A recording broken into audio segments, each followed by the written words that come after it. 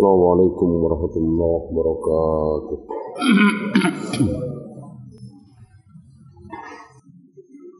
Innal hamdalillah nahmaduhu wa nasta'inuhu wa nastaghfiruh wa na'udzu billahi min shururi anfusina wa min sayyiati a'malina. May yahdihillahu fala mudilla lahu wa may yudlil fala hadiya lahu. Asyhadu an la ilaha illallah wahdahu la syarika lah wa asyhadu anna Muhammadan abduhu wa rasuluhu wa ba'd.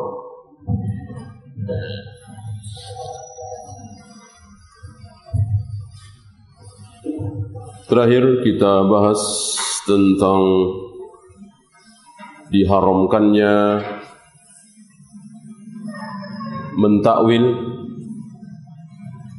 menggunakan akal kita terhadap hal-hal gaib yang ada di dalam Al-Quran dan Sunnah, seperti firman Allah tentang kedua tangannya yang dipakai untuk menciptakan Adam, tangan kanannya yang akan dipakai untuk menggulung langit. Allah bersemayam di arsy, Adam dan Musa berdebat, wudu yang terkena sentuhan api, dan lain-lain, banyak sekali tentang siksa kubur, tentang Dajjal, tentang tahrikul usbu', bisa menyakitkan syaitan. Ini hanya bisa kita hadapi dengan iman. Sami'na wa ata'na, titik. Tidak bisa kita sikapi dengan akal. Kemarin kita bahas, kalau tahrikul usbu' menggerakkan jari dalam tasyahud bisa menyakitkan syaitan, maka keraskan saja sekalian biar sakit. Ini tidak boleh. Itu berarti pakai akal. Kalau malaikat bertanya kepada orang yang dikubur, menunggu apa? Mungkar Nakir akan datang menanyai ahlul kubur, menunggu pengantarnya pulang, ya kan? Kalau begitu nggak usah pulang-pulang pengantarnya, kasihan, kita bantu, ya. Minimal tinggalkan satu. Kalau dia capek mau pulang ngantuk, gantian satu lagi, ya. Bolehkah bersikap seperti ini? Tidak boleh. Tidak boleh, itu hal gaib. Kita hanya bisa mengimani bahwa Mungkar dan Nakir akan bertanya kepada ahli kubur ketika para pengantarnya pulang. Tentu secara aglabiyah para pengantar itu akan pulang sekitar 1/4 jam, 20 menit, ya kira-kira segitulah. Mau ditungguin sampai pagi, bahkan besoknya lagi, tentu tidak akan menggagalkan Mungkar dan Nakir menanyai orang yang ada di kubur. Ya. Dan begitu seterusnya. Hal-hal yang gaib hanya kita imani. Masih ingat ketika Nabi bersama para sahabat makan bersama, tiba-tiba Nabi tertawa. Tiba-tiba Nabi tertawa. Seorang sahabat bertanya, "Ya Rasul, kenapa engkau tertawa?" Apa? Masih ingat? Saya lihat ini, orang ini ditunjuk oleh Nabi, ketika makan tadi gak baca bismillah. Maka setan jin ikut makan. Ketika sedang asik-asiknya ikut makan, tiba-tiba si fulan ini baca Apa? Bismillahi fi awwalihi wa akhirihi. Kan sunahnya begitu. Kalau kita lupa baca bismillah dari awal, di tengah-tengah makan kita disunahkan membaca bismillahi fi awwalihi wa akhirihi. Tiba-tiba setan yang ikut makan bersama dia muntah, maka aku tertawa. Ini berita gaib yang wajib kita imani, tidak boleh kita sikapi. Kalau begitu biar setan muntah, pura-pura lupa aja baca bismillah. Nanti ketika udah dapat 10-15 suap, kita baca bismillahi fi awwalihi wa akhirihi. Boleh mensikapi hal gaib seperti ini? Tidak boleh kita disikapi seperti itu. Wajib kita imani saja bahwa setan akan muntah kalau kita membaca kalimat tersebut. Titik. Dan tentu tidak boleh pura-pura lupa. Ya. Dan begitu seterusnya. Ya. Hal yang gaib itu pasti terjadi. Wajib kita imani, jangan kita sikapi dengan akal kita.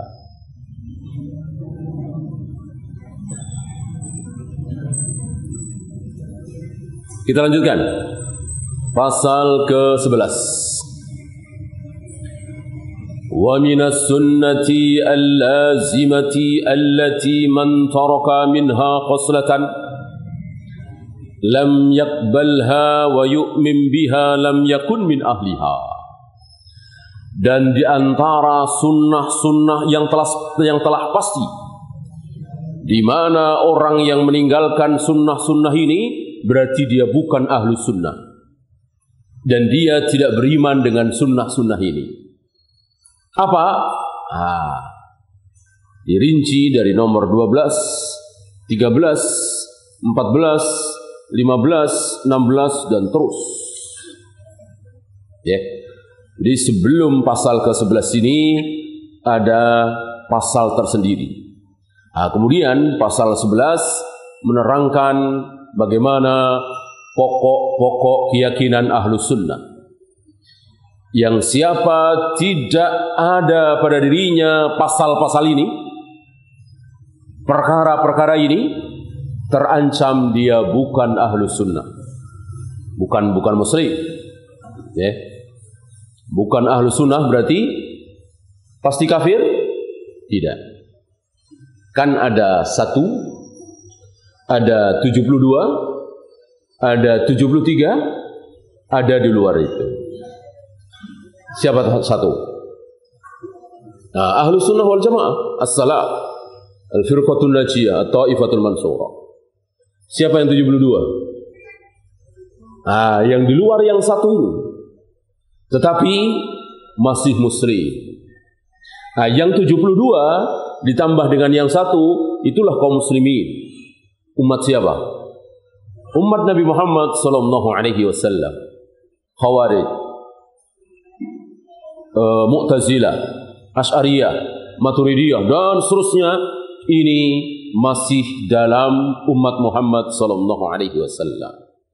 Tapi mereka masuk ke kelompok yang 72, bukan masuk kelompok yang satu. Adapun kelompok yang satu ini hanya Rasul dan para sahabat, dan siapapun yang mengikuti Rasul dan para sahabat. Di mana ketika 3 manusia masih hidup, belum ada yang lain. Ketika 3 manusia ini masih hidup, maka seluruh kaum muslimin di muka bumi, dari masyrik sampai maghrib, semuanya adalah ahlu sunnah. Semuanya adalah as-salaf. Ketika 3 manusia ini masih hidup. Siapa dia? Siapa? Rasulullah sallallahu alaihi wasallam. Kemudian Abu Bakar, kemudian Umar. Ketika Umar masih hidup, maka seluruh kaum muslimin satu. Seluruh umat Islam adalah ahlu sunnah. Tidak ada yang keluar dari ahlu sunnah. Umar wafat, terbunuh ketika mengimami salat subuh.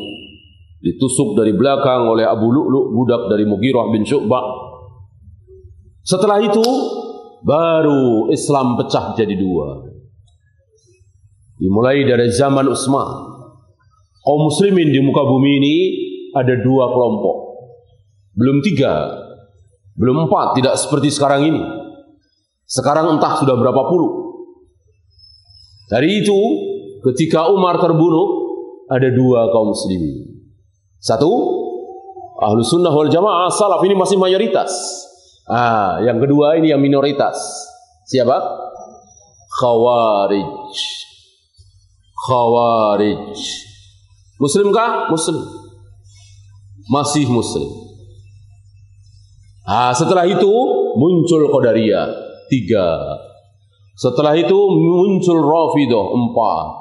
Mu'tazilah, Jahmiyah, terus semakin buruk, semakin buruk.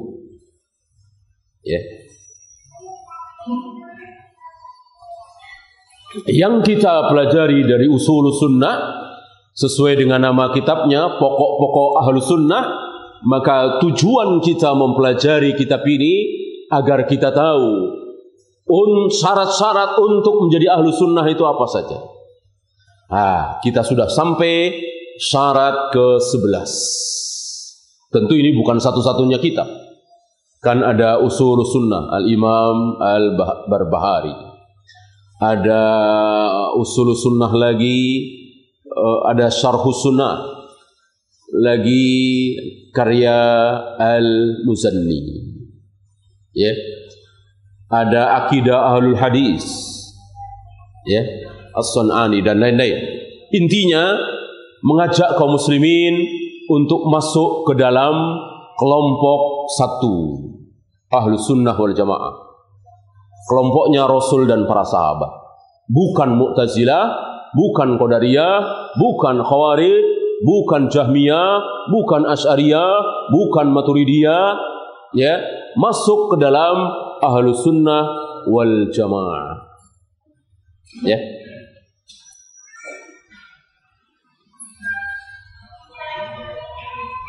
Yang pertama atau yang ke-12,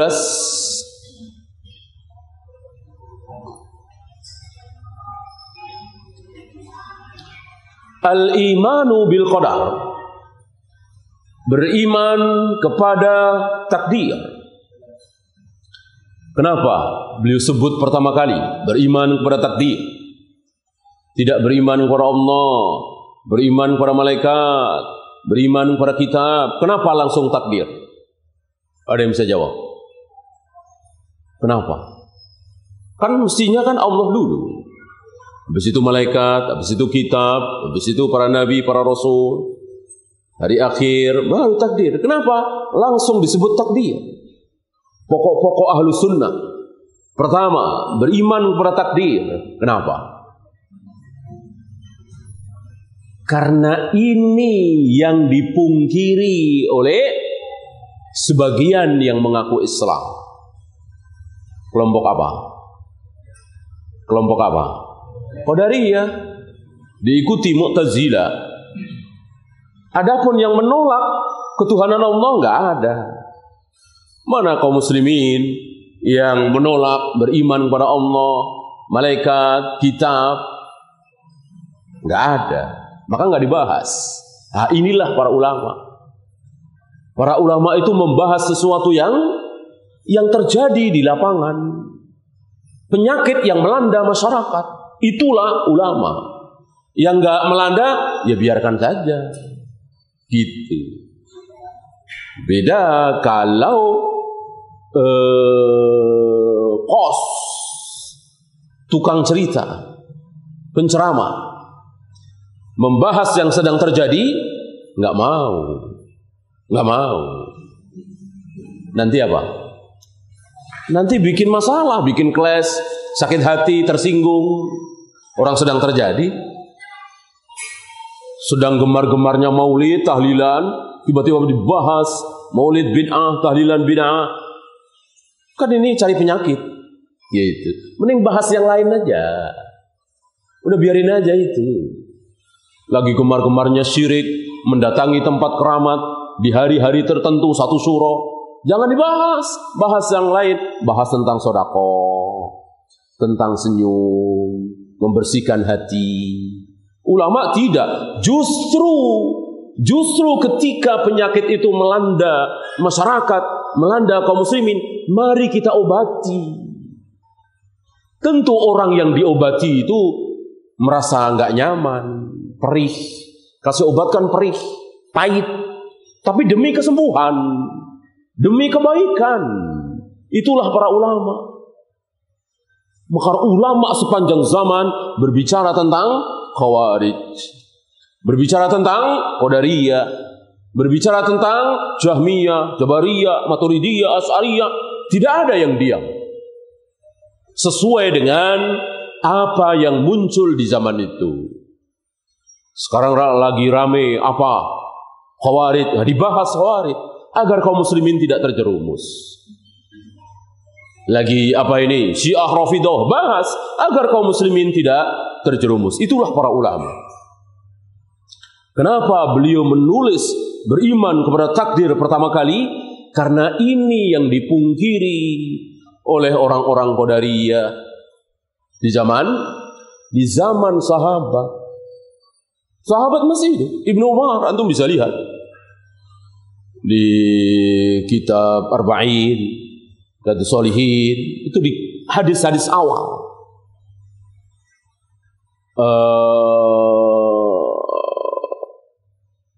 Ashabul Wurud. Kenapa Ibnu Umar menyampaikan hadis Umar bin Khattab yang dimana ada manusia berpakaian serba putih dengan rambut sangat hitam tersisir rapi, menempelkan kedua dengkulnya ke dengkul Nabi, meletakkan kedua tangannya ke paha Nabi, bertanya tentang Islam, akhbirni anil Islam, akhbirni anil iman, akhbirni anil Islam. Dijawab satu persatu oleh Nabi SAW. Di situ ada takdir. Itu disampaikan oleh Ibnu Umar atas pertanyaan Yahya bin Ya'mar. Ketika Yahya bin Ya'mar yang datang dari Baghdad ini mengadu kepada Ibnu Umar, di Baghdad ada seorang tokoh Islam berbicara tentang Islam, pidato, ceramah ke sana kemari. Siapa namanya?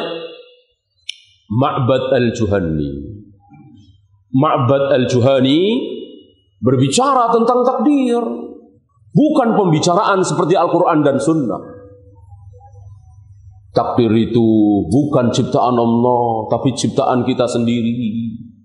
Allah tidak menentukan takdir manusia, kita sendiri yang menciptakan takdir kita sendiri. Ya, Allah mempunyai rencana, bisa kita gagalkan dengan rencana kita. Allah mentakdirkan, merencanakan si fulan ini nanti sekolahnya bodoh, misalnya. Sering nggak naik kelas.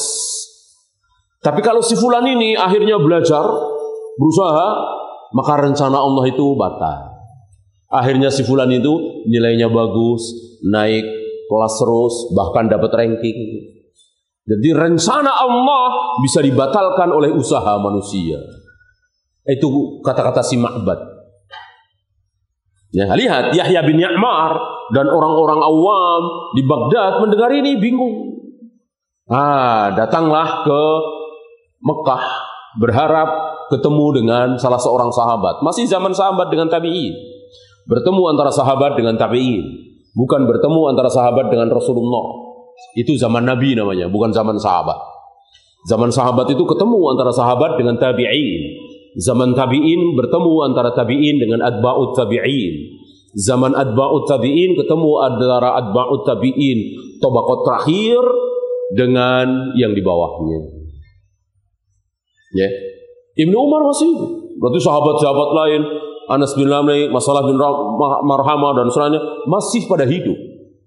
Sahabat-sahabat kecil, sahabat-sahabat yang ketika Nabi wafat masih kecil, Ibnu Abbas masih pada hidup. Tapi sudah ada aliran sesat, yaitu Qadariyah. Ya. Adapun yang mengatakan bahwa ada wali abdal, ada wali kutub, bahwa ada wali-wali yang ikut mengatur dunia ini, belum ada. Pendapat seperti itu belum ada. Belum ada. Ya. Apalagi yang mengatakan jenggot ini tidak wajib, sholat berjamaah tidak wajib, belum ada. Belum ada. Itu setelah itu. Ya. Apalagi mengatakan jilbab tidak wajib, belum ada. Sesesat-sesat Khawarij, sesesat-sesat Qadariyah masih mengatakan jilbab itu wajib, jenggot itu wajib. Belum ada. Itu baru akhir-akhir ini saja. Ya. Lihat firqah-firqah dolal, rata-rata berjenggot. Ya. Itu belakangan. Lihat pahlawan-pahlawan kita yang muslim, rata-rata berjenggot. Ya. Belakangan. Yang muncul hari itu takdir. Yang dibantah awal-awal dari zaman di mana sahabat masih hidup, takdir. Ya. Maka takdir disebut pertama kali oleh beliau. Al-imanu bil qadari khairihi wa syarri.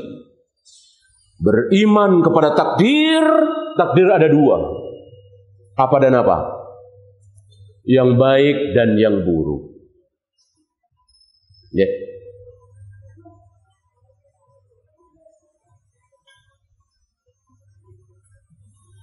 Pagi-pagi di salat subuh antum buka handphone, ada SMS. Ya. Bahwa dagangan antum habis laku keras. Ya, bahkan dia minta lagi 3 kali lipat. Takdir bukan? Takdir. Takdir apa? Takdir baik. Ya.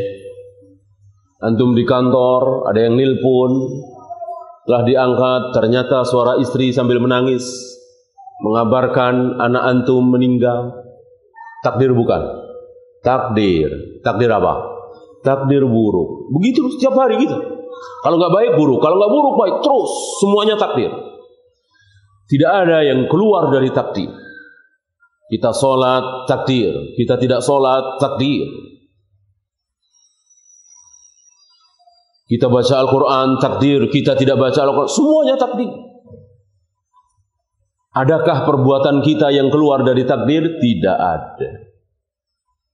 Wallahu khalaqakum wama ta'malun. Allah lah yang menciptakan kalian dan apa?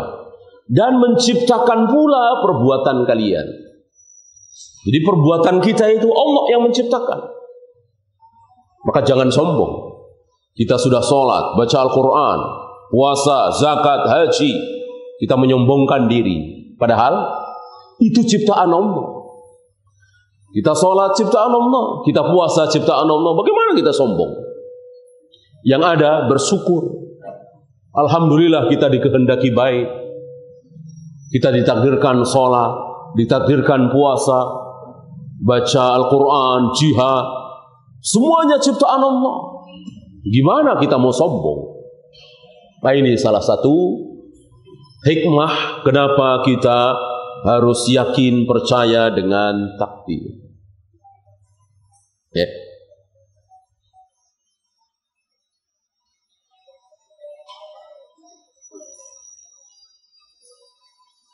Masih ingat rukun takdir? Rukun iman 5, rukun iman 6, rukun Islam 5, rukun sholat, rukun wudu. Ada ditulis oleh para ulama berdasarkan hadis-hadis Nabi. Bukan gubahan para ulama, ini keliru. Ada yang berpendapat rukun sholat itu, syarat sahnya sholat itu bikinan para ulama. Salah.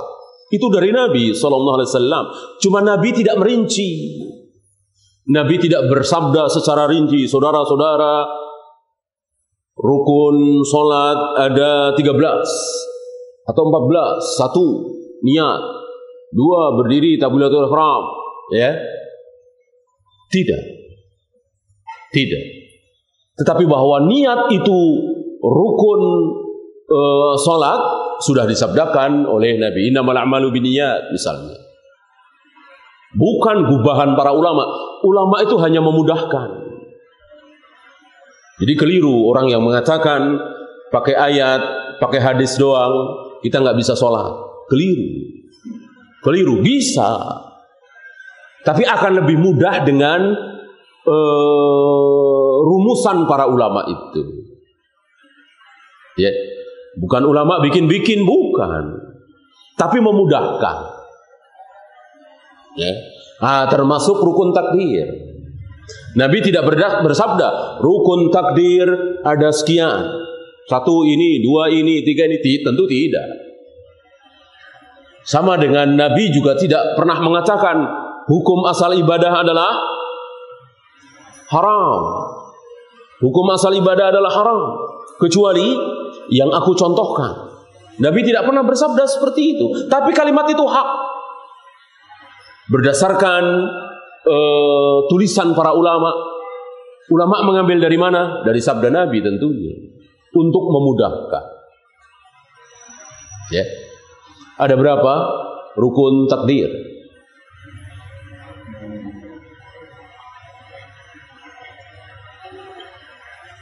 Ada? Nggak tahu rukun takdir? Ada berapa? Hah? Berapa? Udah langsung aja, 1. Langsung juga nggak tahu. Ada 4. 1. Tulisan. Jadi takdir yang kita alami setiap hari, yang baik dan yang buruk, semuanya sudah ditulis oleh Allah. Nggak ada yang keluar dari tulisan. Berapa kali saya menggerakkan tangan di sini, sudah ditulis oleh Allah. Berapa kali antum di majelis ini menguap? Allah sudah nulis. Ya. Berapa kali sholat, berapa kali ninggalin sholat, berapa kali ini, semuanya sudah ditulis. Sampai jatuhnya sehelai daun. Perkara yang tidak ada hubungannya dengan hak dan batil, tidak ada hubungannya dengan halal dan haram, sudah ditulis oleh Allah jauh sebelum langit dan bumi diciptakan. Berapa tahun? 50.000 tahun. 50.000 tahun. Bukan 50 tahun. Bukan 5.000 tahun. Ya. 5.000 tahun kita belum sampai kan? Baru 2.000 berapa sekarang? Ya. Ini bukan 5.000 lah, 50.000. Langit belum ada, bumi belum ada, 50.000 tahun sebelum itu sudah selesai Allah menulis takdir. Saya menggerakkan tangan berapa kali di sini, jatuh daun ini, jatuh kapan ini, luar biasa. Kita tidak bisa membayangkan ilmu Allah. Kejadian di jagat raya alam semesta ini tidak ada yang keluar dari catatan itu. Tidak ada satupun. Ya. Kalau antum lihat orang main drama, main film, itu masih ada yang keluar dari apa istilahnya? Skenario, pasti ada. Tapi kok bagus ini di luar, ya tapi teruskan aja dah. Ya. Nah itu. Ini nggak ada nih, skenario-nya nggak ada. Tapi bagus nih, menarik. Ya udah terusin aja, pasti ada. Banyak seperti itu. Ya. Allah nggak ada begitu. Ini nggak ada di catatan, tapi bagus juga nih. Ya udah jadi aja. Nggak. Jadi apa yang terjadi dari alif sampai ya, dari awal sampai akhir, semuanya mengikuti catatan. Tidak ada yang keluar sedikit pun. Sedikit pun. Oke. Ini catatan. Di mana Allah mencatatnya? Di sebuah tempat yang bernama Lauh Mahfuz. Wa kulla syai'in ahsaynahu fi imamin mubin. Surat apa itu? Surat apa itu? Wa kulla surat Yasin. Ya. Yang suka Yasinan insyaallah hafal itu. Wa kulla syai'in ahsainahu fi imamin mubin. Segala sesuatu telah kami tulis, wa kulla syai', lihat syai' tanpa alif lam. Bukan ma'rifat tapi nakira. Apa? Lil istighraq. Umum semuanya. Segala sesuatu yang di langit, yang di bumi, yang kelihatan, yang enggak kelihatan, yang ada pada manusia, hewan, tumbuh-tumbuhan, semua. Biji mangga ini kalau ditanam nanti menumbuhkan mangga, ada berapa daun sudah ditulis. Ada berapa buah yang akan keluar. Tahun berapa buah itu tidak keluar lagi. Dan tahun berapa pohon itu mati. Bulan apa, hari apa, tanggal berapa, menit ke berapa, detik ke berapa. Rinci sekali. Ya. Tidak ada pertanyaan yang tidak bisa dijawab oleh Allah. Ya. Seandainya Allah ditanya, ya Allah ini bayi masih merah, kapan dia akan meninggal? Tahun berapa, bulan apa, tanggal berapa, hari apa, semua bisa Allah jawab. Berapa kali dia mengerjakan sholat, berapa kali dia ninggalin sholat, dosanya berapa, pahalanya berapa, semuanya bisa Allah jawab dan sudah ditulis oleh Allah di Lauh Mahfuz. Nulisnya pakai apa? Nah, Al-Qalam. Kolam bahasa Arab. Bukan kolam bahasa kita, ya, kolam ikan dan kolam Al-Qalam apa? Ya, itu belajar kolamun kan, tahu kan? Pena. Dan itu adalah makhluk pertama. Makhluk pertama. Langit belum ada, bumi belum ada, otomatis para malaikat belum ada. Mau di mana tinggalnya malaikat kalau langit belum ada? Manusia apalagi? Tumbuh-tumbuhan, bumi belum ada. Planet, bulan, bintang, matahari, semuanya belum ada. Makhluk pertama yang diciptakan oleh Allah adalah Al-Qalam. Ya, berarti dohirnya surga belum ada, neraka belum ada. Pena yang pertama kali diciptakan oleh Allah, Al-Qalam.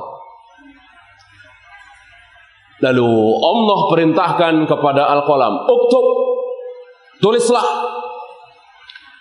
Si kolam bertanya, segala sesuatu bisa berdialog kepada Allah. Batu, tanah, gunung. Bahkan antum bisa lihat surat Al-Ahzab, Allah pernah berbicara kepada gunung, langit, bumi, untuk Allah menawarkan kepada mereka untuk menjadi seperti kita, menerima beban agama ini. Mukallaf, ya sholat, ya puasa, ya bertauhid dan seterusnya. Mereka semua tidak sanggup. Wa hamalahal insan, setelah ditawarkan kepada manusia, manusia sanggup. Doluman jahula.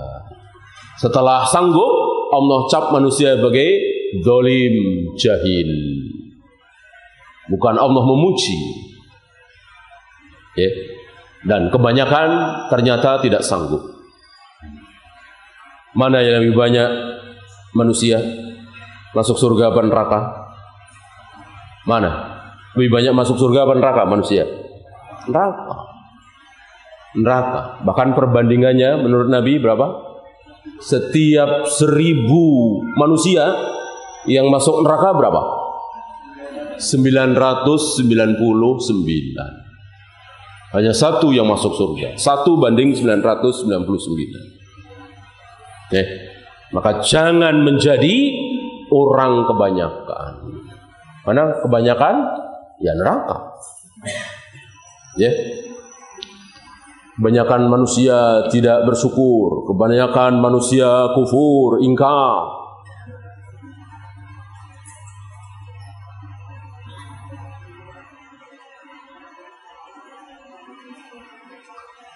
Si kolam bertanya, "Madza sa'aktub?" Apa yang harus aku tulis ya Allah?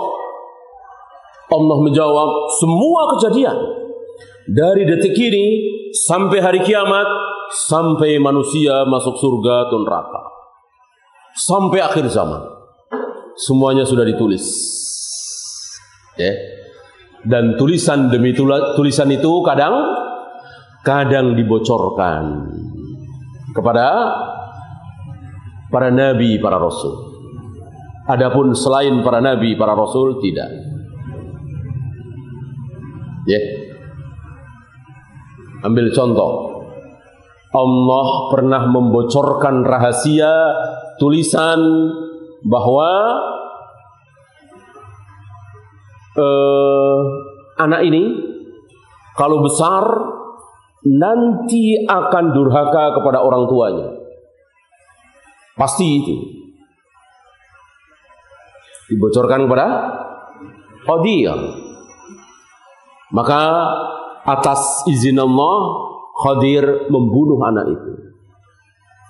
Nah, dari sini keluar hukum bahwa takdir itu ada yang bercabang. Kemungkinannya bercabang. Ada tulisan itu. Nanti akan kita bahas. Macam-macam tulisan. Sifat tulisan itu. Ada yang qat'i. Tidak bisa ada kemungkinan lain. Si fulan akan mati tahun 2020. Habis maghrib. Malam Sabtu misalnya. Nah, sudah, nggak mungkin tidak. Pasti terjadi. Ada juga yang bercabang. Si fulan akan meninggal tahun 2020. Tapi kalau dia rajin menyambung silaturahim, maka mundur menjadi 2030 misalnya. Mungkinkah? Mungkin. Ada catatan seperti itu. Mana dalil? Tadi, Khadir. Allah bocorkan rahasia takdir itu, tulisan itu. Kalau anak ini sampai dewasa, dia akan durhaka kepada orang tuanya. Maka Allah mengizinkan Khadir untuk membunuh anak itu. Ya. Allah juga bocorkan rahasia kepada Nabi Muhammad sallallahu alaihi wasallam tentang banyak hal. Nanti di surga Umar akan mendapatkan gedung yang luar biasa yang pernah dilihat oleh Nabi sallallahu alaihi wasallam dalam mimpinya. Ini bagian dari catatan yang telah Allah catat di Lauh Mahfuz. Tapi Allah bocorkan rahasia itu kepada Nabi sallallahu alaihi wasallam. Ya. Mungkinkah kepada selain Nabi? Al-jawab tidak mungkin. Kalau mungkin, berarti ada wahyu selain yang Allah berikan kepada para nabi dan rasul. Lalu bagaimana firasat? Beda. Firasat beda. Firasat bukan memberitahu. Firasat bukan memberitahu. Beda dengan wahyu. Wahyu memberitahu. Muhammad akan ada tabi'in yang sangat berbakti kepada ibunya bernama Uwais. Nah, Nabi diberitahu oleh Allah lewat Jibril. Itu wahyu. Ya. Muhammad, sebelum kiamat tiba, matahari akan terbit dari barat. Nabi Isa akan turun, akan membunuh Dajjal di Babul Lut, dan seterusnya dan seterusnya. Allah memberitahu, membocorkan pada Nabi sallallahu alaihi wasallam. Adapun firasat tidak. Firasat memang ada, tetapi bukan wahyu. Ya. Tapi menuntun seseorang untuk berbuat. Ya. Menuntun seseorang untuk berbuat.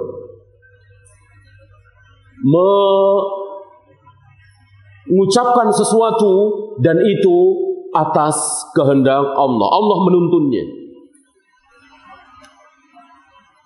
Fudail bin Iyad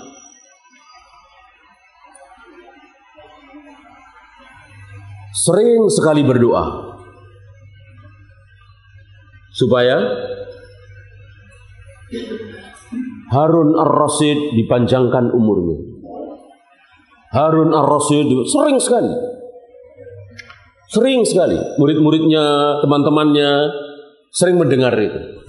Beliau berdoa, ya Allah panjangkan umur Harun ar-Rasyid. Ya Allah panjangkan umur Harun ar-Rasyid. Orang-orang agak aneh. Kenapa? Kenapa mesti Harun ar-Rasyid? Gitu. Bukankah ada ulama-ulama lain? Imam Malik misalnya, Imam Syafi'i misalnya. Kenapa Harun ar-Rasyid? Gitu. Nah, sampai ketika Harun ar-Rasyid wafat, orang-orang baru tahu, oh ini rupanya. Ini rupanya. Sepeninggal Harun ar-Rasyid, kaum muslimin terfitnah luar biasa. Diuji, terkena musibah dengan musibah besar. Sampai Imam Ahmad dipenjara selama 30 bulan. Disiksa oleh anaknya Harun ar-Rasyid. Siapa? Al-Ma'mun. Khalifah pertama yang keluar dari Ahlus Sunnah. Khalifah pertama yang menyimpang dari pemahaman Salafus Saleh. Dan Harun ar-Rasyid khalifah terakhir yang berfaham Ahlus Sunnah wal Jamaah. Putranya Al-Ma'mun bin Harun ar-Rasyid menyimpang. Ulama-ulama Ahlus Sunnah disiksa, dipenjara. Yang paling keras adalah Imam Ahmad, karena tidak mau mengatakan bahwa Al-Quran itu makhluk. Apa ini? Firasat. Allah menggerakkan lisan ulama ini memohon kepada Allah supaya umur Harun ar-Rasyid dipanjangkan. Bukan Allah memberikan wahyu kepada ulama ini.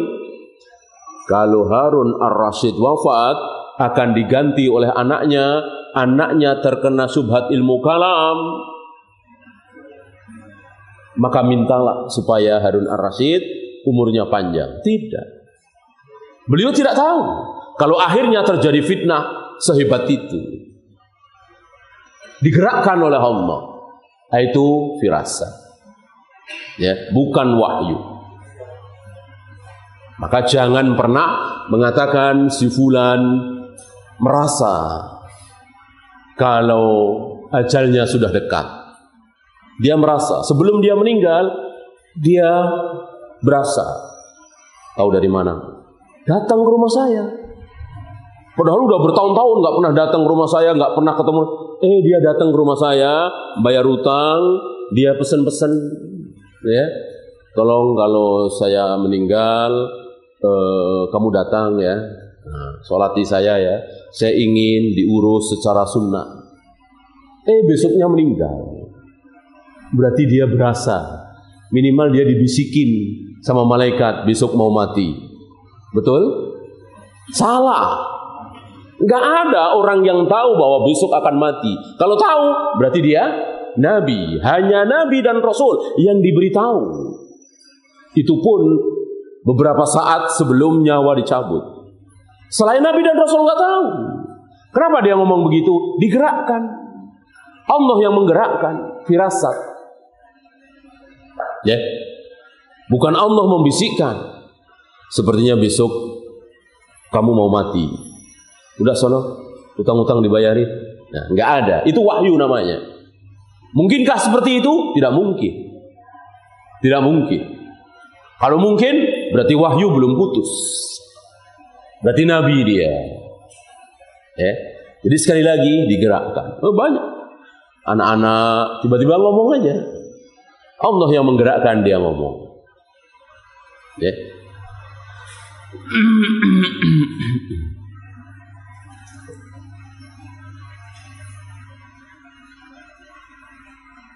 Adakah catatan lain?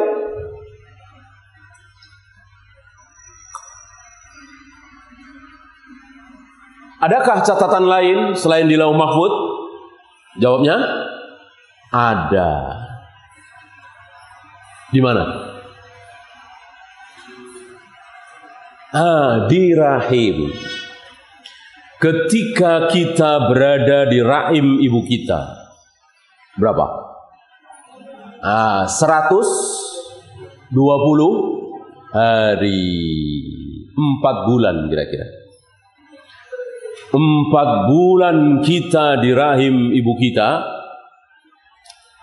catatan itu diulang lagi. Khusus kita, khusus yang bersangkutan. Kita masih di rahim ibu kita. Kita bersama ibu kita berapa lama? 9 bulan kira-kira. Ada yang bilang 9 bulan 10 hari, ada yang 7 bulan, ya segitulah kira-kira. Yang lama kita bersama siapa? Kita bersama ibu kan cuma 9 bulan. Padahal kita kan sudah ada. Dari Lauh Mahfuz sudah ada. Ya. Dari Adam diciptakan kita sudah ada. Di mana? Ya, di sulbinya Adam kan. Kita bersama ibu kita itu kira-kira 9 bulan. Yang lama bertahun-tahun kita bersama siapa? Bersama ayah. Ya, bersama ayah. Berapa lama kita bersama ayah kita? Berapa lama? Dari mulai ayah kita lahir, di sulbinya sudah ada kita. Kakak-kakak kita, adik-adik kita, anak-anak kita, terus semua keturunan ayah ada di situ. Di sulbi ayah, ketika ayah kita itu lahir. Sampai ayah kita menikahi ibu kita dan air mani ayah masuk ke rahim ibu dan di situ kita pindah. Di situ kita pindah.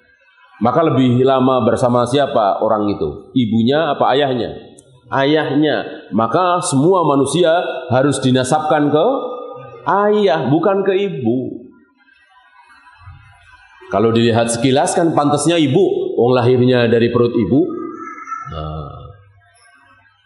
Lahirnya kan dari perut ibu, mestinya pantasnya dinasabkan ke ibu. Tidak, nasab ke ayah. Kenapa? Karena sebelum ibu kita ada, sebelum ibu kita mengandung kita jauh-jauh hari sudah bersama ayah. Maka salah kalau ibu-ibu kita, istri-istri kita mengatakan waktu ada cerita atau foto ya,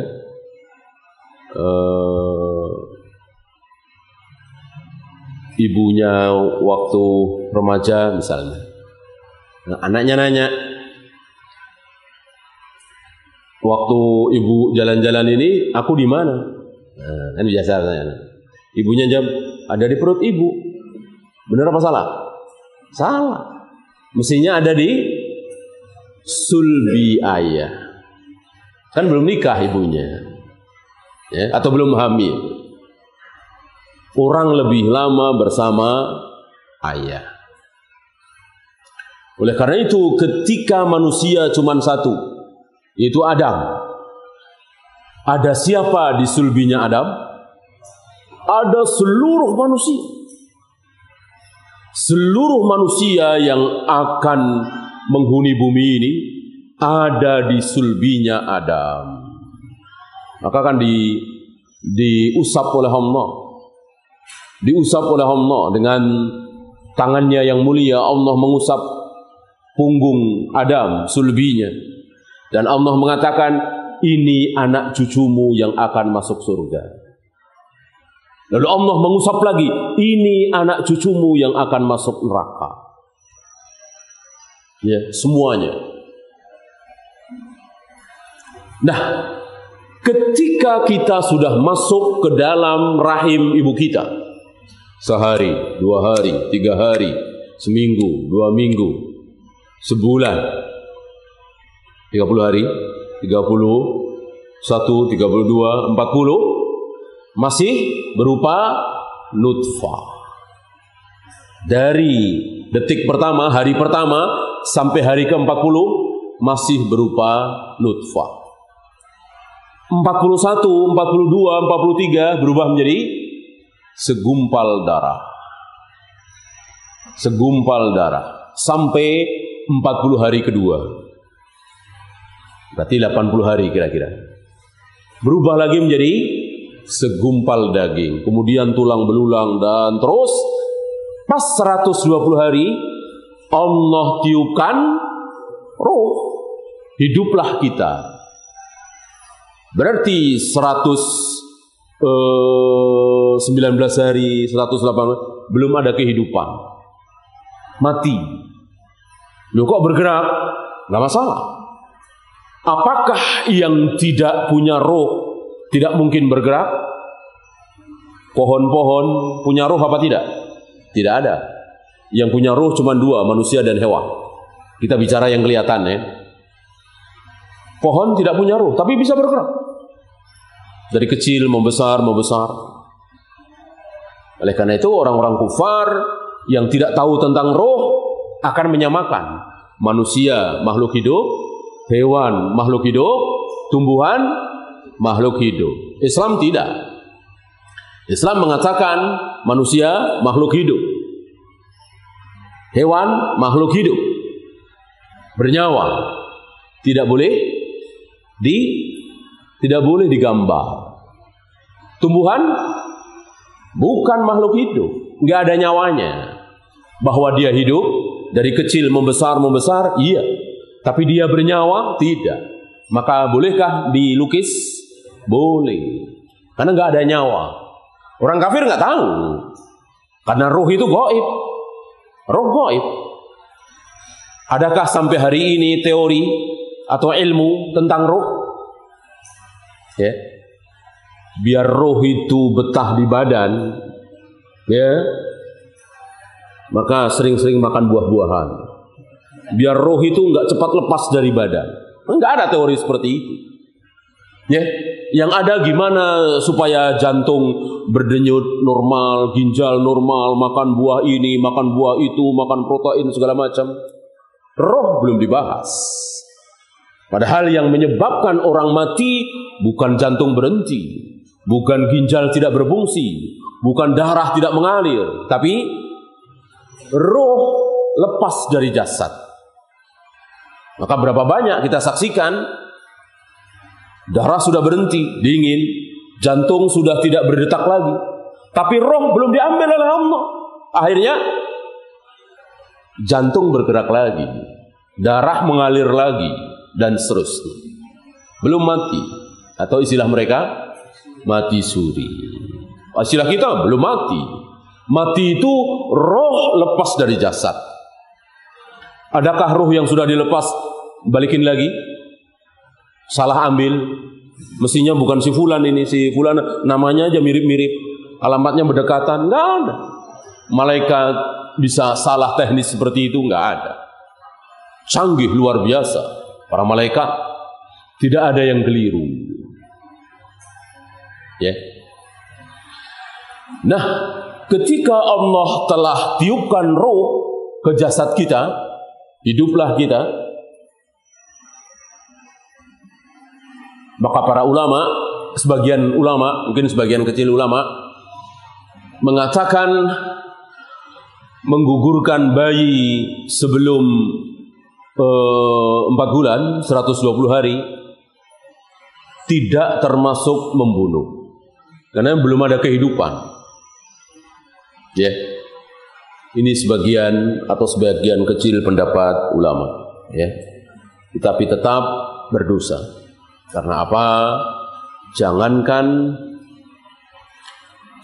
sudah jadi 4 bulan kurang seminggu. Ya. Bahkan sebelum jadi tercela. Kita tidak ingin istri kita hamil dengan cara apa misalnya? Vasektomi.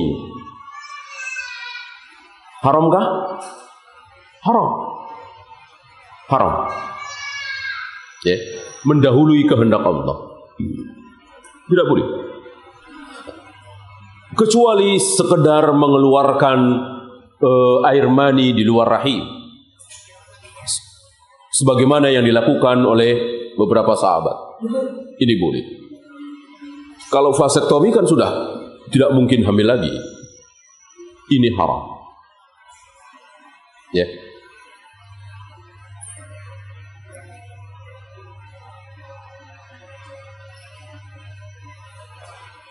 Sedikit kisah tentang rahim.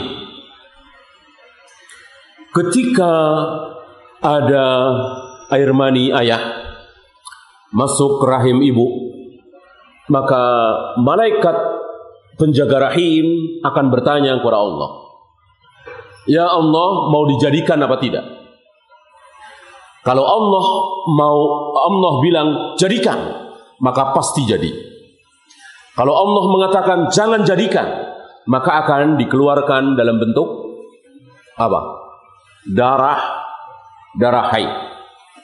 Nah, kita tahu wanita yang mengeluarkan darah haid berarti dia tidak mungkin hamil. Tapi kalau Allah mengatakan jadikan, pasti jadi.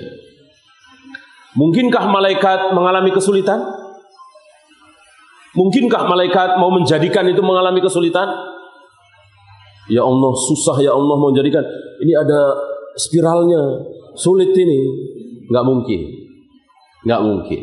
Dihalang-halangi, dia minum pil KB.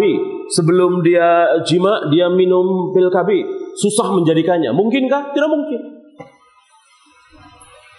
Tidak ada teknologi yang bisa menghalang-halangi kehendak Allah. Tidak ada. Tidak ada. Allah ingin si fulan dan fulanah ini, suami istri, punya anak 7. Allah merencanakan di lauh mahfuz, fulan dan fulanah ini nanti kalau nikah akan punya anak 7. Begitu punya anak 2, dia KB, vasektomi misalnya, maka anaknya cuma 2. Rencana Allah gagal oleh KB si fulan dan fulana. Sampai mati fulan dan fulana ini anaknya cuma 2. Mungkinkah? Mungkinkah? Siapa yang mengatakan mungkin, kufur. Berarti dia merendahkan Allah, menghina Allah, mengatakan bahwa Allah tidak berkehendak, bukan maha berkehendak. Berarti dia kufur dengan ayat innama amruhu idza arada syai'an ayyakula lahu kun fayakun. Allah itu kalau menghendaki sesuatu cukup mengatakan kun, jadilah, maka jadilah apa yang dikehendaki oleh Allah. Tidak mungkin gagal. Ya. Apa yang antum katakan kepada orang yang KB sampai hari ini dan anaknya cuma 2 atau cuma 1? Apa kita bilang? Apa kita bilang? Si fulan dan fulanah banyak sekali di kiri kanan kita pada KB dan anaknya rata-rata 2. Enggak ada yang 3, 4, 5. Apa kita bilang? Kehendak Allah. Allah telah tulis di lauh mahfuz bahwa dia anaknya cuma 2. Bukan cuma anaknya 2 yang ditulis oleh Allah. Apa? Dia KB. Yang ini pakai pil, yang ini pakai spiral, yang ini pakai itu. Semuanya sudah ditulis oleh Allah. Kan gak ada yang tidak ditulis. Ya. Nah, kita lanjutkan dengan catatan kedua.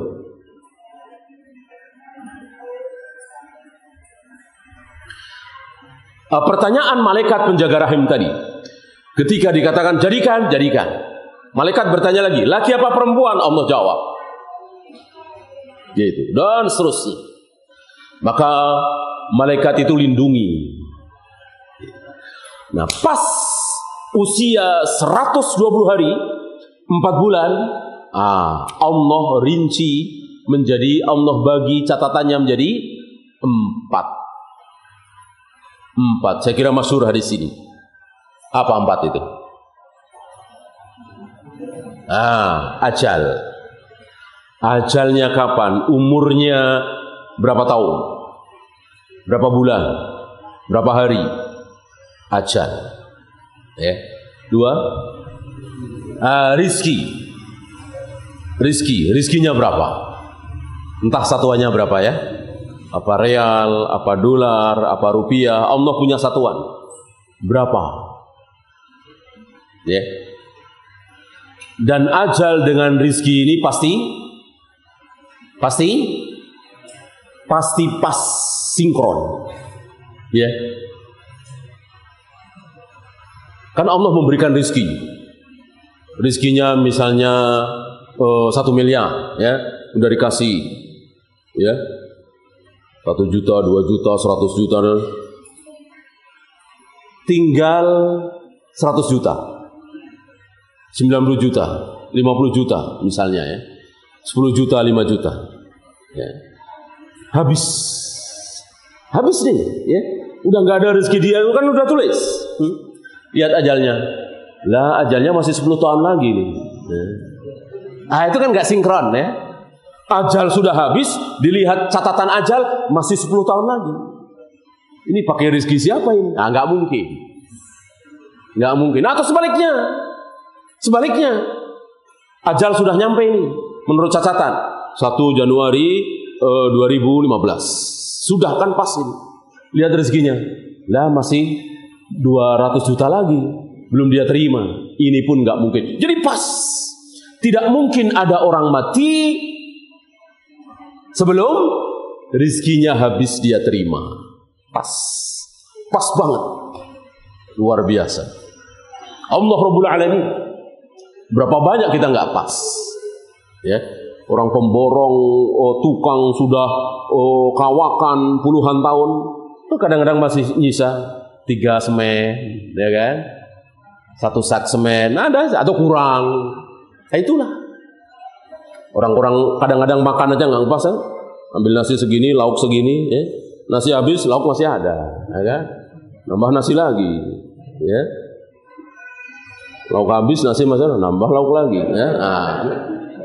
Itu makan doang. Kita betapa bodohnya, ya. Allah Rabbul Alamin. Entah berapa triliun manusia yang pernah hidup, yang sedang hidup, yang akan hidup, semuanya dipas.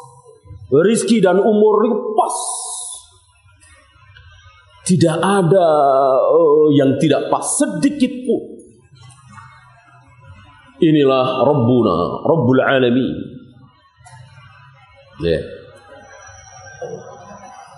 Nah,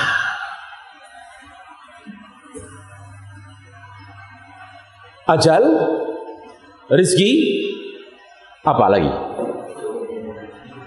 Jodoh masuk ke rizki. Tidak ada di hadis Nabi itu jodoh. Jodoh itu masuk rizki. Antum baru ngamar sekali, langsung diterima. Padahal yang antum lamar cantik. Banyak dilamar orang, pada ditolak. Antum lamar sekali, diterima. Padahal antum cuma lulusan SMA misalnya. Rizki bukan? Rizki, ya. Antum nador 40 kali nggak jadi-jadi, tolak mulu. Belum rizki. Jodoh bagian dari rizki. Maka nggak ada kata-kata jodoh, nggak ada. Yang ada ajal, rizki. Yang ketiga, amal. Amal kita ini. Sholat kita, puasa kita, zakat kita, haji kita. Sudah ditulis. Terakhir satu lagi, bahagia atau celaka. Ya. Imam Syafi'i misalnya, insya Allah ditulis sebagai bahagia. Ya. Imam Hambali, Imam Bukhari, insya Allah kita tidak mendahului, ya. Insya Allah mudah-mudahan termasuk ditulis bahagia.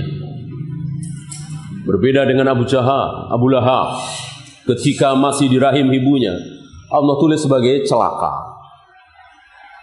Fir'aun, Namrud, Qarun, ketika masih bayi, ketika masih di rahim ibunya, Allah telah tulis sebagai celaka. Syaqiyun, bukan sa'idun. Ya. Nah, kenapa diulang?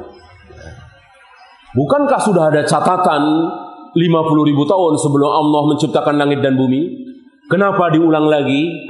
Di sini ada hikmah yang boleh kita ambil, bahkan harus kita ambil. Apa sifat catatan pertama?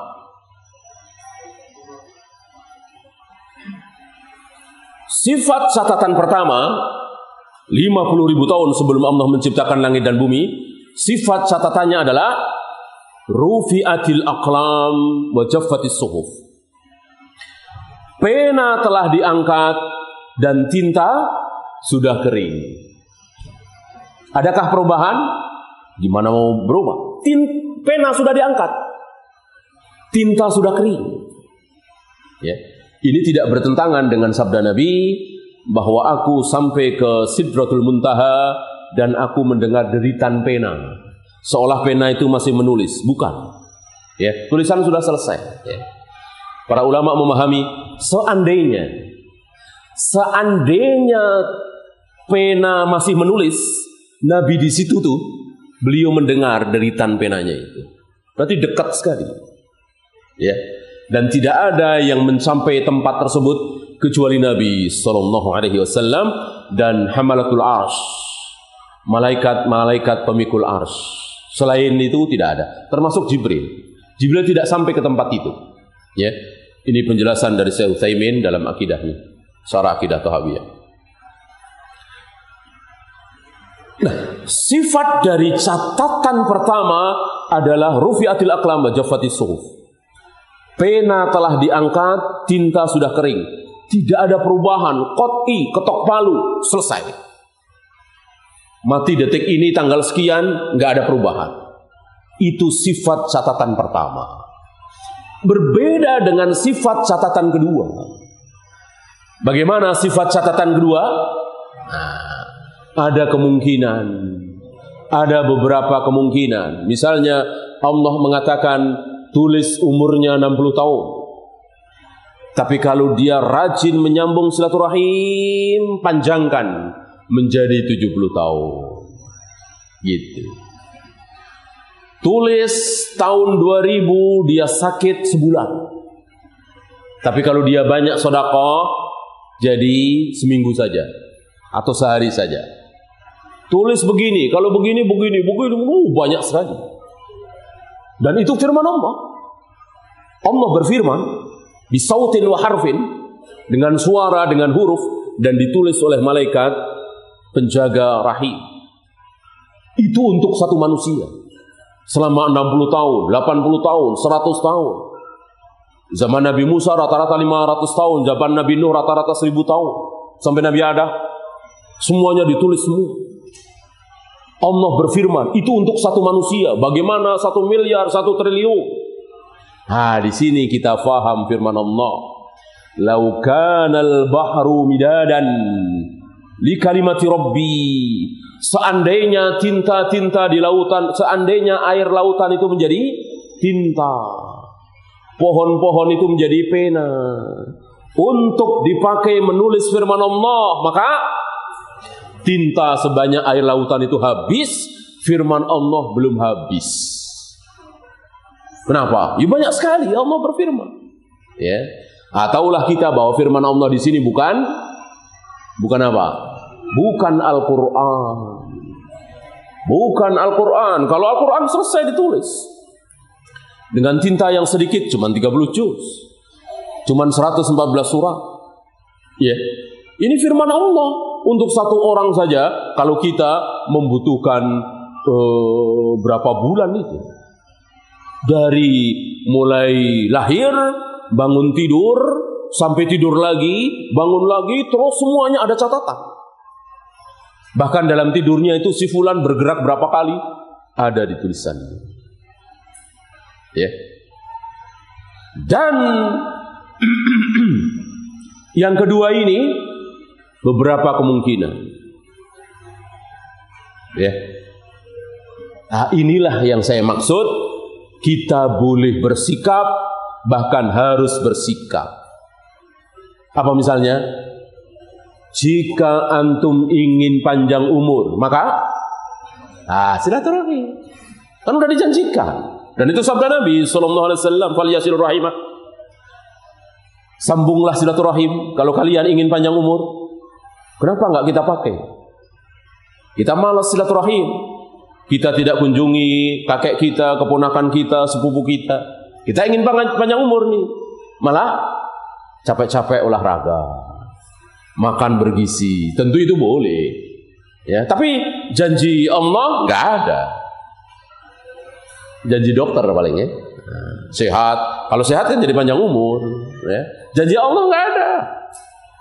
Ya boleh saja olahraga, makan bergizi, makan teratur dan seterusnya.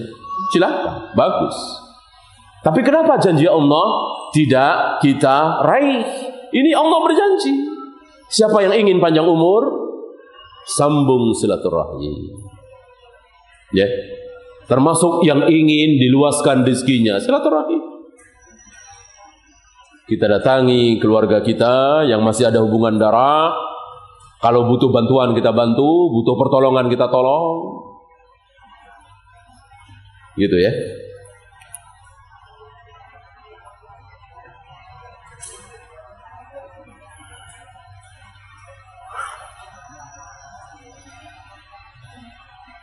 Ini tulisan. Ya. Yang pertama tadi apa? Rukun takdir. Ya, tulisan. Yang kedua? Oh, yang kedua belum ya. Apa kira-kira yang kedua?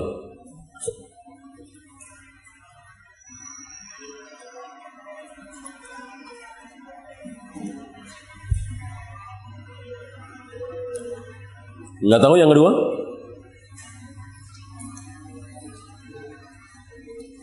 Al-Masyiah. Yang pertama Al-Kitabah, tulisan. Yang kedua Al-Masyiah. Apa arti Al-Masyiah? Masya Allah. Kehendak. Sya'a yasha'u masyiatan, masdar mim, kehendak. Jadi takdir ini semua kehendak Allah. Maka kalau antum bertanya, iblis tidak mau sujud kepada Adam, kehendak Allah bukan? Tentu. Ya. Keren di Masjidil Haram jatuh menimpa orang-orang yang sedang sholat, meninggal banyak, kehendak Allah bukan? Kehendak Allah. Fir'aun tidak beriman kepada Nabi Musa. Abu Jahal, Abu Lahab tidak beriman kepada Nabi Muhammad SAW. Kehendak Allah bukan? Iya. Abu Sufyan yang tadinya musuh bebuyutan Nabi, akhirnya beriman, menjadi sahabat yang baik. Termasuk Amr bin As, Khalid bin Walid, bahkan Umar bin Al-Khattab. Apakah ini kehendak Allah? Kehendak Allah. Tidak ada kejadian yang keluar dari kehendak Allah. Ya. Timbul pertanyaan. Berarti Allah menghendaki keburukan? Allah menghendaki iblis tidak mau sujud kepada Adam. Ini kan buruk. Allah menghendaki orang-orang tertentu masuk neraka. Ini kan buruk. Allah menghendaki si fulan berzina, si A minum khamar, si B berjudi, si C membunuh. Bukankah ini keburukan? Apa kehendak Allah? Para ulama membagi kehendak Allah menjadi dua. Kehendak apa dan kehendak apa? Kehendak apa dan kehendak apa? Yang pertama kehendak kauniyah. Kehendak kauniyah, kehendak Allah yang pasti terjadi. Tidak mungkin tidak terjadi. Bisa baik, bisa buruk, bisa halal, bisa haram, bisa hak, bisa batil. Pasti terjadi. Itulah kehendak kauniyah. Iblis tidak mau sujud kepada Adam. Fir'aun tidak mau beriman kepada Musa, akhirnya tenggelam di Laut Merah. Abu Jahal, Abu Lahab mati dalam keadaan kufur. Ini kehendak kauniyah. Kehendak Allah yang pasti terjadi. Tidak mungkin tidak. Bisa baik, bisa buruk. Yang kedua, Kehendak syar'iyah. Kehendak syar'iyah. Apa kehendak syar'iyah? Kehendak Allah yang pasti baik, tidak mungkin buruk. Nah, tentang kehendak syariah, tentu Allah tidak menghendaki manusia ini kafir. Allah menghendaki manusia ini semuanya beriman. Tapi tidak terjadi kan? Allah menghendaki kaum muslimin sholat. Allah menghendaki orang-orang yang sholat sesuai sunnah Nabi. Apakah terjadi semua? Tidak. Bisa terjadi, bisa tidak. Ini kehendak syar'iyah. Ini semua berdasarkan dalil. Sebab kalau tidak ada pembagian seperti ini, kita akan kebingungan. Karena ada ayat mengatakan semuanya kehendak Allah. Ada ayat mengatakan Allah tidak menghendaki kekufuran. Allah tidak menghendaki maksiat. Gitu. Lalu gimana mengkompromikannya? Nah, maka para ulama berhasil mengkompromikan dalil-dalil yang seolah bertentangan. Maka para ulama membagi kehendak Allah, ada yang kauniyah, ada yang syar'iyah. Sama dengan hidayah. Kalau kita tidak membaca penjelasan para ulama, kita akan bingung membaca dua ayat. Innaka la tahdi man ahbabta walakinallaha yahdi man yasha. Wahai Muhammad, engkau tidak bisa memberikan hidayah kepada orang-orang yang engkau cintai. Yang bisa memberikan hidayah siapa? Allah, aku, Allah, kata Allah. Itu ayat. Ayat lain, wa innaka latahdi ila siratim mustaqim. Wahai Muhammad, engkau memberikan hidayah menuju jalan yang lurus. Apa enggak bingung ini? Ya, satu ayat mengatakan Muhammad, engkau tidak bisa memberikan hidayah. Yang bisa memberikan hidayah aku. Ayat lain, engkau bisa memberikan hidayah menuju jalan yang lurus. Wa innaka latahdi ila siratim mustaqim. Apa enggak bingung? Dua-duanya ayat. Nah, disinilah para ulama tampil untuk mengkompromikan. Di sini hidayah, hadayahdi. Failnya sama lagi, anta. Wa innaka latahdi. Ya. Nah, disinilah para ulama menjawab dengan mengatakan bahwa hidayah ada dua. Apa dan apa?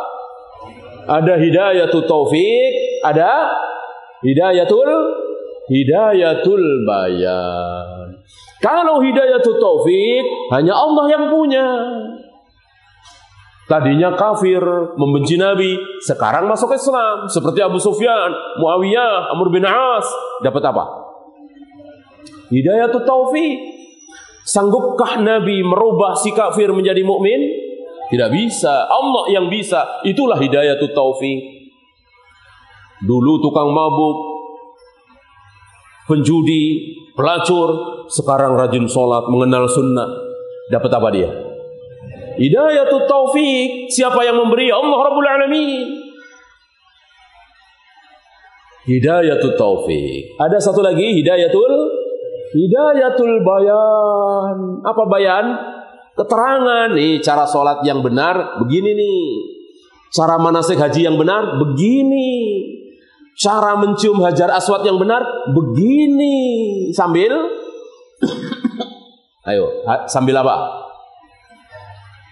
Mencium hajar aswad harus sambil, nggak tahu antum masuk ke Masjid Al-Haram, begitu masuk langsung ke hajar aswad, cium, habis cium langsung keluar, pulang, balik lagi ke hotel, dapat pahala apa dapat dosa?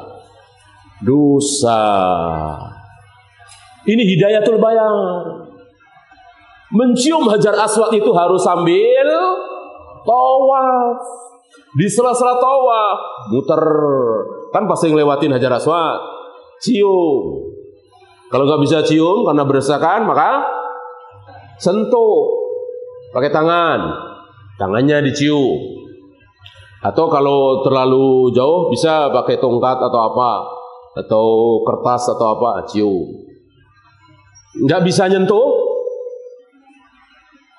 Masih ada satu lagi. Isyarat dengan tangan. Dicium apa tidak? Tidak. Ya, bukan begini. Nggak ada gitu kan? Ajar aswad dikira siapa begini? Ini hidayatul bayan. Ini milik Nabi SAW. Wa innaka latahdi ila siratal mustaqim. Kata Allah, engkau bisa memberikan hidayah menuju jalan yang lurus. Ini jalan yang lurus. Mencium hajar aswad begini, tawaf begini, sa'i begini, kapan ke Mina, kapan ke Musdalifah dan seterusnya. Itu hidayatul bayan. Ada pada Rasulullah SAW. Bukan hidayatul taufik.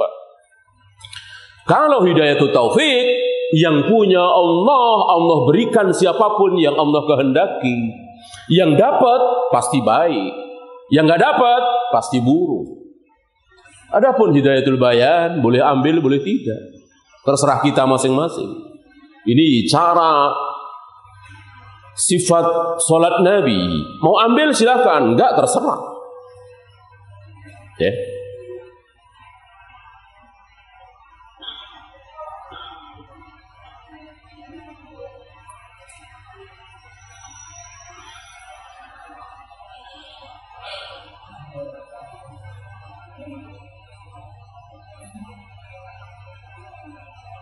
Satu lagi.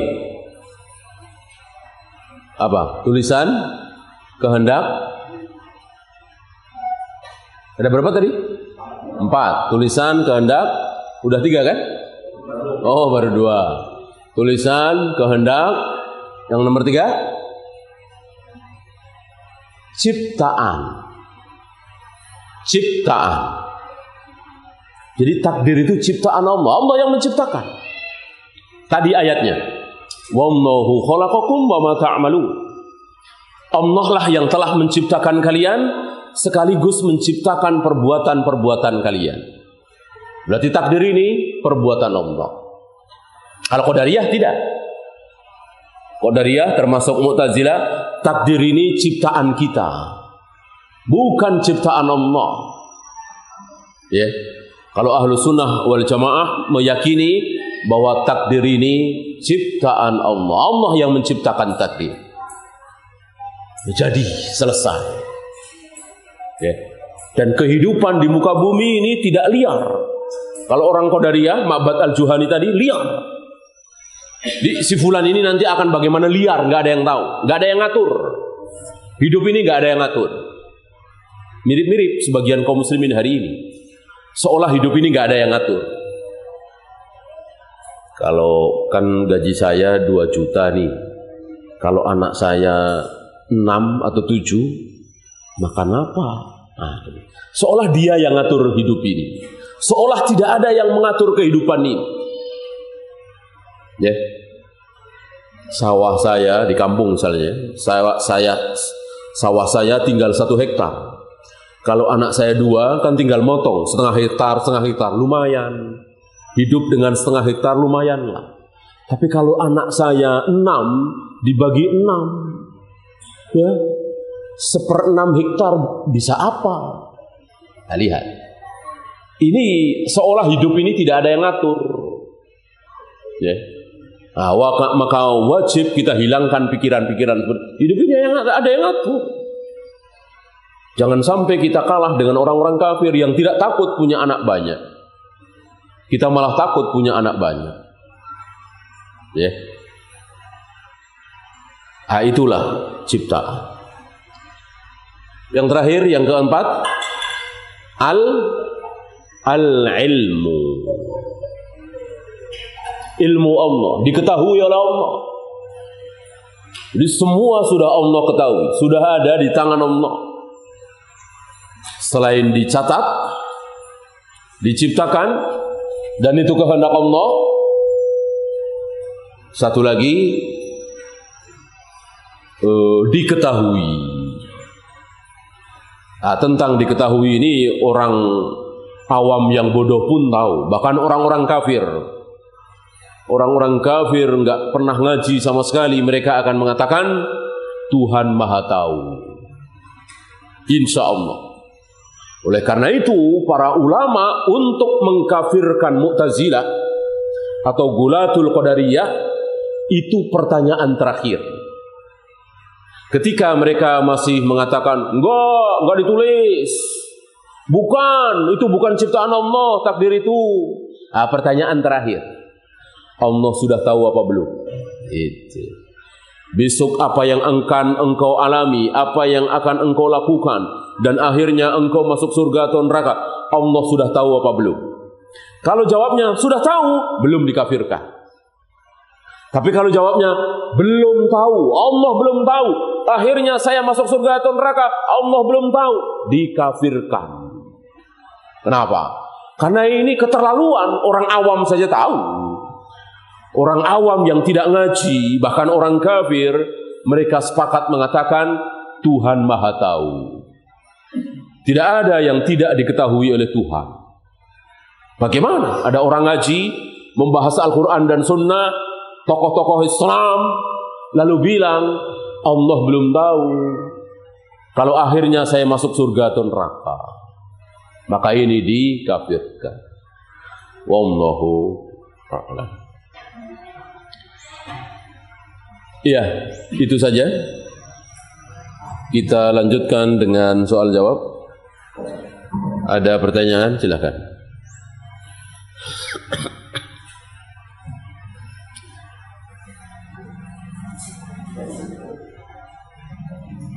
Assalamualaikum warahmatullahi wabarakatuh. Assalamualaikum warahmatullahi wabarakatuh. Bolehkah kita mengikuti firasat orang soleh atau firasat seorang ibu? Salah satunya contoh, nah jangan pergi hari ini karena perasaan ibu tidak enak. Boleh. Perkara ibu tidak enak dan seterusnya urusan beliau. Urusan kita taat pada beliau. Ya kan? Terserah beliau. Barangkali alasannya kurang syar'i. Misalnya ibu tidak mengizinkan kita ngaji hari itu. Ngaji kan ta'lim sunnah luar biasa. Tapi ibu melarang. Jangan nak, hari ini jangan ngaji dulu ya, temenin ibu. Maka kita temani ibu kita. Ketaatan kita kepada ibu kita. Ya, walaupun ngaji syar'i. Ya. Tidak minta izin nggak masalah saya kira kan, apalagi sudah keluarga sendiri. Ya, nggak masalah. Wallahu a'lam. Jika sudah ditakdirkan masuk neraka sejak belum lahir ke dunia, kemudian ketika dia hidup di dunia berbuat baik, apakah dia tetap akan masuk neraka sejak dunia? Fa kullukum muyassarun. Setiap kalian dimudahkan. Orang yang akan masuk surga maka dimudahkan beramal dengan amalan ahli surga. Bawa ke masjid enteng, salat berjamaah ringan, sedekah ringan. Itu berarti dimudahkan. Jika itu ada pada diri antum, antum patut berharap. Mudah-mudahan kita termasuk yang dikehendaki baik. Kalau kita dikehendaki masuk neraka, kita akan dimudahkan beramal dengan amalan ahli neraka. Mau main judi menang terus, korupsi nggak ada yang tahu, ya kan? Selingkuh nggak ada yang tahu, ya? Dimudahkan menuju neraka. Kalau itu ada pada diri antum, wajib menghentikan, wajib bertaubat, jangan senang. Ya. Maka jika kita dimudahkan melakukan amalan-amalan penghuni surga, maka kita berharap. Kalau akhirnya masuk neraka juga, berarti su'ul khatimah. Misalnya di akhir hayatnya dia masuk Kristen, di akhir hayatnya dia ikut aliran sesat, di akhir hayatnya dia murtad, dimudahkan menuju neraka. Bukan dia sholat, dia puasa, dia mengikuti sunnah, dia bertauhid, tapi Allah telah tulis masuk neraka, ya masuk neraka. Bukan begitu. Ya. Fakullukum muyassarun. Setiap kalian dimudahkan, apakah menuju surga atau menuju neraka.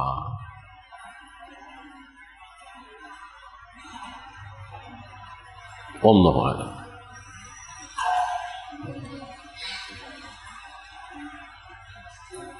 Assalamualaikum warahmatullahi wabarakatuh. Tadi dikatakan semua takdir datang dari Allah, baik takdir baik ataupun takdir buruk. Bagaimana dengan hadis yang berbunyi usaha mendekati takdir? Usaha mendekati takdir. Apakah dengan usaha itu mungkin bisa berubah takdir? Apakah dengan usaha manusia takdir itu bisa berubah? Sekarang begini, usaha kita itu bagian dari takdir apa bukan? Usaha kita itu sendiri takdir. Semuanya tidak ada yang bukan takdir. Kita usaha takdir, kita nggak usaha takdir juga. Seperti waktu itu kita contohkan, ya kan? Ada mahasiswa sampai semester 5 nilainya jelek semua karena nggak pernah belajar, nggak pernah ngapalin, main mulu. Takdir bukan? Takdir. Nggak ada yang nggak takdir. Nah, si mahasiswa ini mau merubah takdirnya. Mulai semester 6 dia belajar, dia ngapalin, dia nggak pernah main, dia terus belajar. Akhirnya nilainya baik A semua. Takdir bukan? Takdir. Jadi merubah takdir itu dengan apa? Dengan takdir pula. Usahakan takdir. Mudah kan? Mudah sekali. Memahami takdir sesuai apa yang disabdakan oleh Nabi mudah sekali. Ya, nggak usah berpikir yang rahasia tulisan Allah. Pokoknya kalau pengen sembuh, ya berobat. Kalau pengen sehat, ya olahraga. Kalau pengen nilainya bagus, ya belajar. Mudah kan? Mudah. Ya, jangan dipersulit. Wallahu a'lam. Jika seseorang bunuh diri, apakah dia mati mendahului takdir?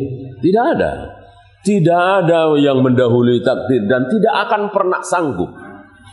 Berarti dia ketika di lauh mahfuz itu atau dia sebelum lahir sudah ditulis bahwa dia akan mati bunuh diri. Semuanya sudah ditakdirkan oleh Allah. Nggak ada yang keluar dari takdir. Jangankan bunuh diri atau tidak. Tadi kan menggerakkan tangan, jatuhnya sehelai daun yang tidak ada hubungannya dengan hak dan batil, halal dan haram, semuanya sudah ditulis. Semuanya sudah ditakdirkan. Ya nggak jauh-jauh Fir'aun. Apakah Allah belum mentakdirkan kalau Fir'aun akhirnya tenggelam di Laut Merah dan tidak mau beriman kepada Nabi Musa, iblis tidak mau sujud kepada Adam? Semuanya sudah ditulis, sudah ditakdirkan oleh Allah Rabbul Alamin. Ya, tidak ada yang keluar dari takdir. Semuanya berjalan mengikuti takdir. Masih ada? Ada hadis yang mengatakan bahwa setiap anak lahir dalam keadaan Islam. Apakah Fir'aun itu juga Islam? Ketika lahir, ya, saya kira bukan Islam, fitrah. Kullu mauludin yuladu 'alal fitrah. Setiap manusia itu dilahirkan dalam keadaan fitrah. Fitrah manusia kosong, tidak punya akidah, tidak punya tauhid, tidak punya apa-apa, kosong, tidak punya dosa, tidak ada syubhat masuk. Tidak ada ilmu, kosong fitrah. Nah, nanti akan tumbuh dewasa sesuai dengan fitrah. Lalu bagaimana dia akhirnya? Tergantung orang tuanya. Orang tuanya yang bikin dia Yahudi atau Nasrani atau Majusi, gitu. Bukan berarti kalau dibiarkan saja akan baik, menjadi bertauhid? Tidak. Ambil contoh orang lahir dan dibiarkan. Diajarin Islam enggak, diajarin Yahudi enggak, diajarin Buddha enggak, Kristen enggak, dibiarkan saja. Akhirnya jadi baik apa jadi sesat? Nah, jadi apa? Enggak diajarkan Islam enggak, Yahudi enggak, udah dibiarkan gitu saja. Misalnya hidup di hutan misalnya, atau hidup di negara-negara kafir yang enggak kenal agama, jadinya apa? Jadi sesat. Jadi sesat, ya.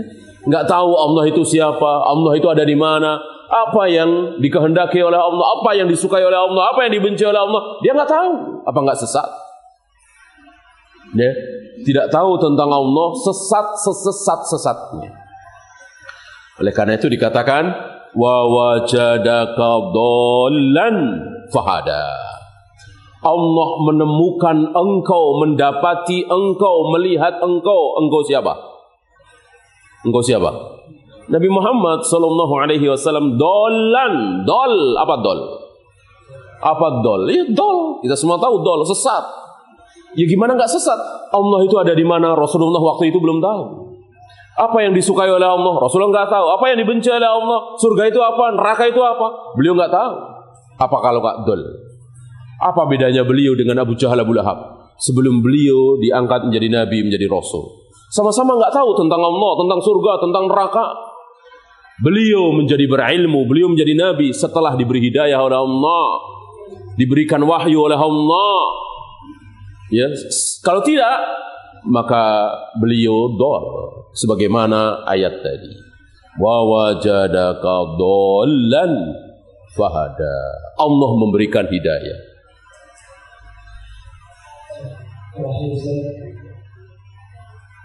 Mohon nasihat Ustaz, apakah dari Sahih, yaitu mulai tanggal 1 dengan 9 Dzulhijjah kita memperbanyak puasa sunnah, zikir, takbir. Kemudian yang kedua, mengenai orang yang berkurban tidak memotong kuku dan rambutnya sudah tanggal 1 sampai 9 Dzulhijjah. Dan yang terakhir, apa hukumnya menjual kulit kambing atau hewan kurban? Tentang zikir, tahmid, tahlil, puasa, sholat dan seterusnya, ini luar biasa sekarang ini. Tidak ada amal kebaikan sebaik hari-hari sekarang ini. Bahkan para ulama mengatakan bulan Ramadan kalah, ya, kecuali malamnya. Ada khilaf mana yang lebih baik sekarang ini siangnya atau malamnya 10 hari terakhir, karena di sana ada malam Lailatul Qadar. Sebagian ulama berpendapat tetap lebih baik hari ini. Karena Nabi ditanya, "Ya Rasulullah, bagaimana dibanding dengan orang yang berjihad fisabilillah?" Nabi menjawab, "Iya. Walaupun jihad fisabilillah, lebih baik amal-amal sekarang ini. Tanggal 1 sampai tanggal 10. Kecuali orang yang berjihad membawa hartanya, nyawanya dan dua-duanya tidak pulang lagi. Ya, gugur di medan jihad.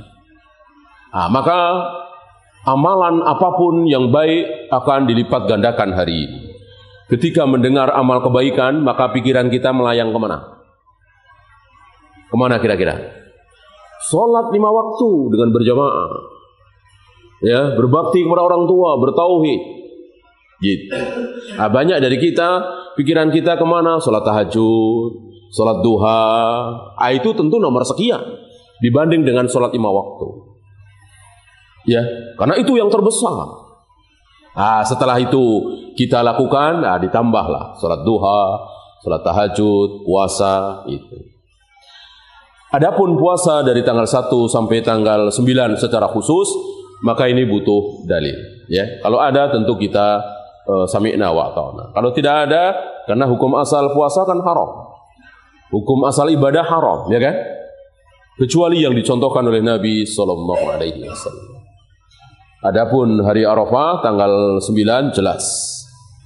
Yukaffiru sanatan madiyatan.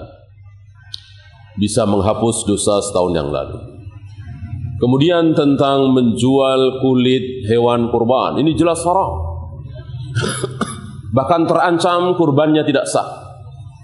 Sabda Nabi SAW sahih riwayat Imam Muslim, man ba'a jilda udhiyatin, barang siapa yang menjual kulit hewan kurbannya, kambing, sapi, fala udhiyata lahu, maka tidak ada kurban baginya. Apa artinya? Tidak sah. Tidak sah. Oleh karena itu, seluruh upah potong, nyacak dan seterusnya harus dari uang. Uang yang dimiliki oleh yang punya kambing itu. Tidak boleh kulitnya, kepalanya, tidak boleh dijadikan upah. Seluruhnya untuk fakir miskin. Atau yang tiga itu. Makanlah, sedekahkanlah, satu lagi, hadiahkanlah. Makanlah dengan bahasa simpanlah. Maka sunnah bagi kita ikut memakan. Mengambil pahanya misalnya atau hatinya, ini sunnah. Bukan sekedar senang-senang, ini sunnah. Ya. Maka kurban di tempat jauh-jauh, kita kehilangan sunnah ini. Menyaksikan hewan kita dipotong, mengalirnya darah, apalagi menuntun kambing kita, ini bagian dari sunnah. Syiar Idul Adha. Kalau kita transfer saja ke daerah misalnya, syiar itu nggak ada di kita. Sah tentu sah. Ya, jadi tidak boleh. Bagaimana panitia? Jelas, panitia itu wakil dari yang kurban. Ketika saya menyembelih kambing, lalu ada yang nyacak-nyacak, saya kasih upah berupa kulit, haram. Bagaimana kalau saya titipkan ke panitia di masjid? Ya dia wakil dari saya. Saya tidak boleh menjual kulit, panitia juga tidak boleh.